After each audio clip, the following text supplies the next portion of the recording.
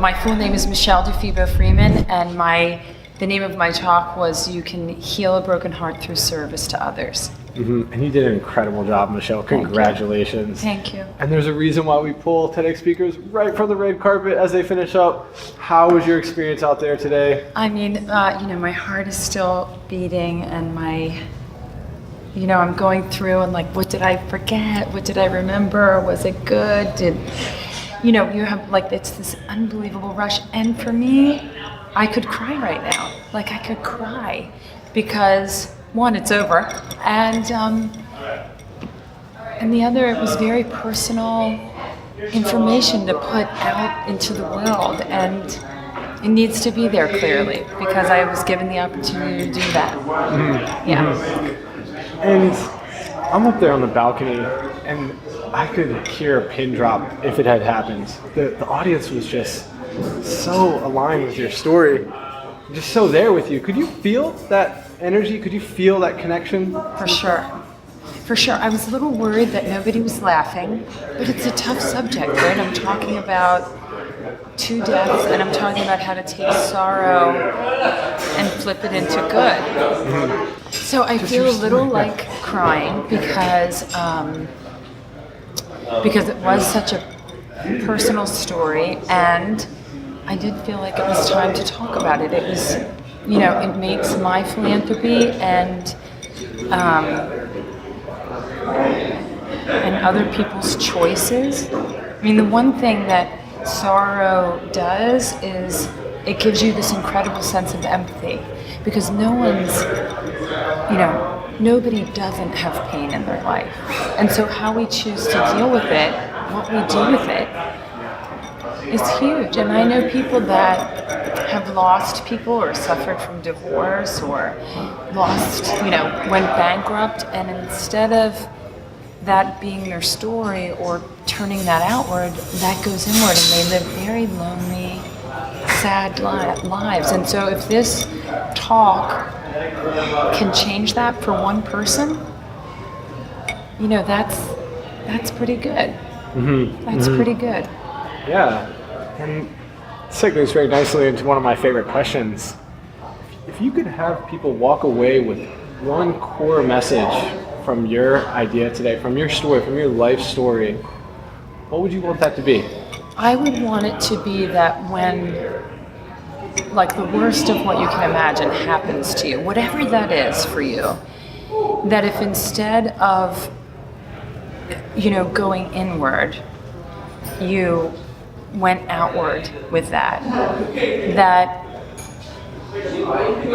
you would see the magic of that. In Kabbalah, in the Jewish faith, which I'm not Jewish, but Kabbalah has this beautiful belief that there's energy and then there's the cone. And I think the cone is the receiver, and the cone is the place where I think sorrow is held. And I think the energy, you want to be the energy. You want to be, use your story, tell your story, connect with other people who have had the same pain and heartache as you. That's what I would want people to walk away with. You're not alone. Mm-hmm. You're not alone. I love that. Yeah.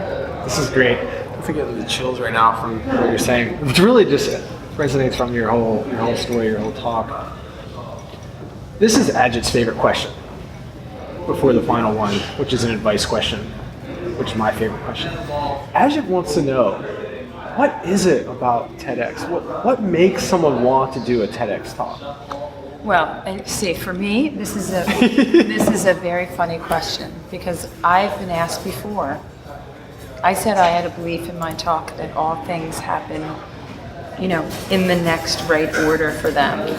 And I had been asked before and was unable, not by Ajit or TEDxWilmington, but by someone else in the DC area, mm-hmm. and it didn't work. So I have a favorite saying that God is in the timing. And so when Ajit and the group asked me to do this, the stars aligned for me. Yeah. And what's fascinating about it is the last time I saw Ajit and the last time I saw Chris Puccini, I was with Matt Haley. Mm-hmm. And so I'm a believer in signs. I'm a believer in that things happen in the way that they're supposed to happen. And so I'm supposed to be here with you and at the TEDx tonight and feel completely and utterly relieved that it's done. Wow, so good. This is great. So final question, Michelle. Sure. This is awesome. Final question. This is a fun question. Now that you've been through this whole process, you do so much speaking, so you're very experienced. There's something different about the red carpet that people say, maybe the fact that it will be on the internet forever. But what advice would you give to future TEDx speakers? Right. So one of the things I read in the book that Ajit suggests, Chris Anderson. which became like my Bible of the last couple of weeks, is to cut.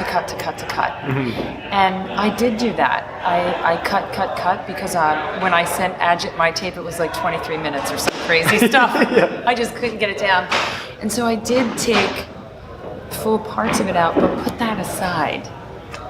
Because then as you get better at delivering the core pieces of your message, today Ajit looked at me and said, as we practiced and rehearsed, you might want to add that back in. And I was able to add it back in and still come under, I think I came under, the 18 minutes. Yeah. And so that's the advice. Continue to practice. I practiced a lot.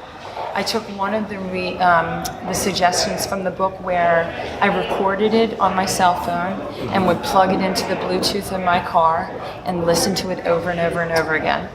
And then to cut, but keep the cuttings on the side. Yeah. This is so good. Michelle, thank you so much.